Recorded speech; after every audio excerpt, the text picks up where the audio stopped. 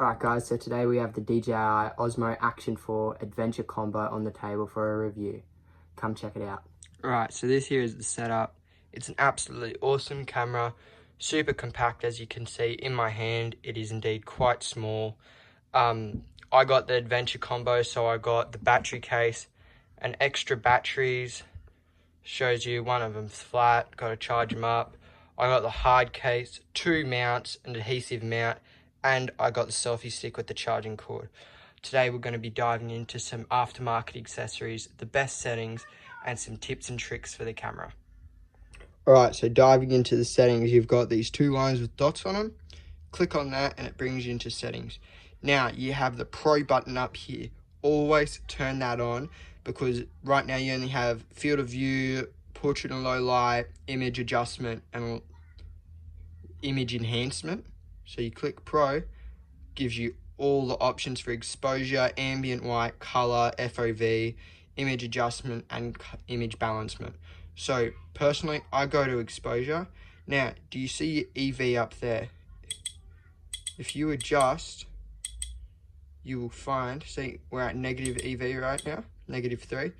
Now, the idea is you want to keep it from 0 EV to 0.3 EV. That's what you're aiming for. So slow adjustments.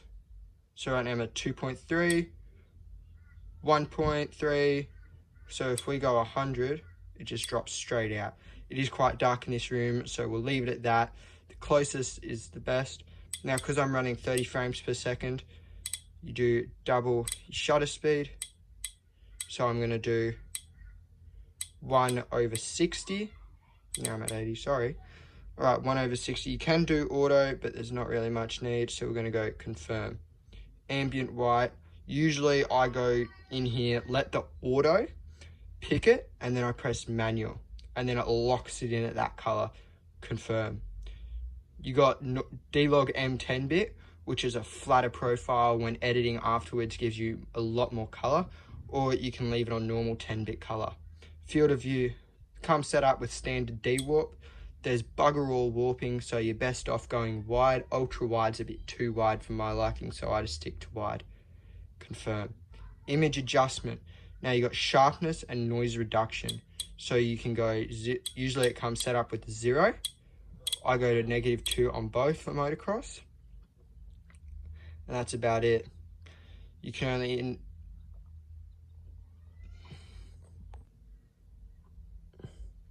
Alright, so that's all for the settings. You do have some channel stereo and noise reduction up here. I don't usually adjust those. You can click on your screen, and once you have your settings set up exactly how you want for a specific day or whatever, you can come up in here to profile, and I already have some set up, and you can go save to C5. We'll just save this one quickly, and then the quick select button on the side here, you can tap and it will bring you through the settings. So this is one we've just saved. You leave it and it brings it onto that. If I want to go C1, which is for a super sunny day, see how it gets extremely dark. Super handy feature, especially for when you're at the motocross track and you don't want to go mucking around with settings or whatever. It's just extremely handy to switch it with a button. You can see your battery percent up there. We're at 62% now if they'll focus. There you go. You can see your ambient white. Now, if you hold the 1.0x button down here, you can zoom in and out, only up to 2 times, but handy if you're shooting from far away. Playback is here. So that's chest cam. And then you can go back into here and you can see all the previous videos you've taken. Whatever you would like to do, go in there. You can like them so it's easier for you when you're in the app. We'll dive into aftermarket accessories now. Alright, so these are the aftermarket accessories I buy. Personally, I get a lot of them from CamGo, which is an Australian company, which is quite nice. We have adhesive mounts. They're curved. You can get flat ones. A J-hook. Little extender, so if you want to shoot your side, you would clip that in there, and then you just, instead of your camera facing forward, it faces sideways. I don't use it that much, but still handy. Now, I highly recommend one of these. I only bought the one because they can be quite expensive. This is an ND filter. Slips right over the lens of the camera. This is an ND8. I got this from CamGo as well. That's the brand of it if you'd like to look it up. This is just a great all-rounder. As you can see, nothing special, just clips straight over. Give it a little twist and she's on there. Now, it does add a bit of clunkiness to it, but I've never had any problems with it as it is quite firmly on there. This here is a selfie stick tripod. If I can open it up, I'll show you. There we go. So, I got mine in red. Brand of it's Sunny Life. That's that little screw that goes into the bottom of our tripod, like I was saying earlier. But your legs fold out and you got a tripod base. Or I do believe there are special mounts you can get for that there, back to GoPro, so a DJI, sorry, so you can screw it straight in there and clip your camera for a nice small hand-sized selfie stick and tripod base. Little look here. So that one there, literally screws straight in there. Usually I leave this attached, but it does add a fair bit of length. But when you want to film,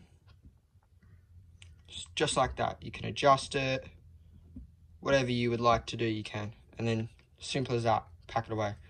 Unscrew it, just like that. This here is my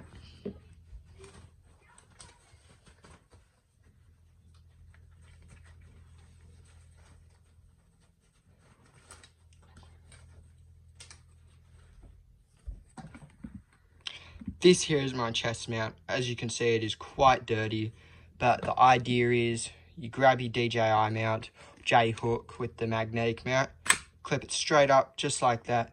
Now I mount my camera upside down, so if I'm filming an Instagram reel, it's like that on my chest, and it gives me a straight view when I'm riding. And simple, you just squeeze that little button there and that little button there, and it pops straight off. Or if you want to just do the camera just like that. It's a little bit trickier on the camera just because it's like embedded in there, but still super simple, super easy. Absolutely love the design of it. I've got 4 straps, 2 coming out of the top, 1 coming out of the side, and then this one here swings around and clips back in there.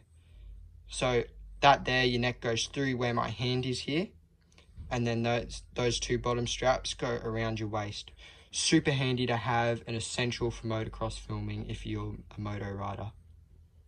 Alright, so now that you've had a look at the aftermarket accessories such as the ND filter, tripod bottom and chest plate, we'll show you my case. I don't buy one setup to go, I make my own. I'll show you it here in a second. And believe it or not, everything here except for that box fits inside of it ready to go. Okay, so I've put stickers all over this one, as you can see.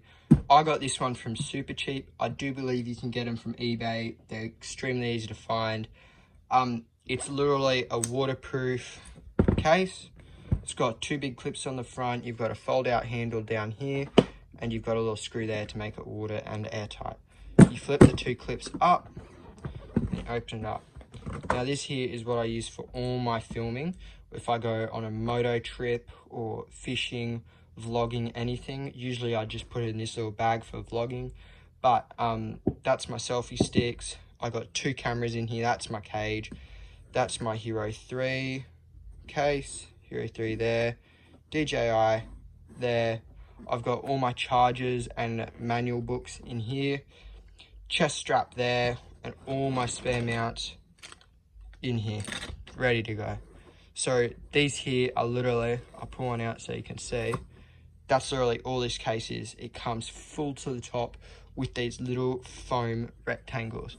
Now they are stuck in there, so you get to rip them out, and I've made these ones quite shallow so it just fits my camera in there, but you can rip them all the way out and that gives you a super deep pit like that one, and that one. Extremely handy, and I'd say a must have. Now if you ever get sick of it and you want new foam, I think you can get new foam for them, but you just pull it out, or if you need it for something else in case of emergency or whatever, this bottom part here lifts completely out. you pull the whole foam out and you're left with a big old tub. Super handy. All I do is sit it there, fold it down, and clip it up, and it's ready to go. Awesome little bottom box, sorry. Love it, must have. I've just ordered a photography camera. I'm going to be 100% getting a second one of these for it to keep it safe. Super cushioned. I just throw this in the trailer whenever I go moto riding and I'm ready to go. Alright, so when I bought this, I was personally worried about this magnetic mount system. Never heard a bad thing about them, but I was always worried about over jumping or casing a big jump and a big jerk just from my body and just smack into the handlebars or something and it goes flying. You would be surprised how sturdy it is just for that. Never had a problem with it. Absolutely awesome camera. I'll show you the case here. This is the case. Unfortunately, you can't access your battery and SD card door here. So if you need to change your battery, you do have to take it out, which is a bit annoying, but is what it is. You open this little flip here and it goes in the front.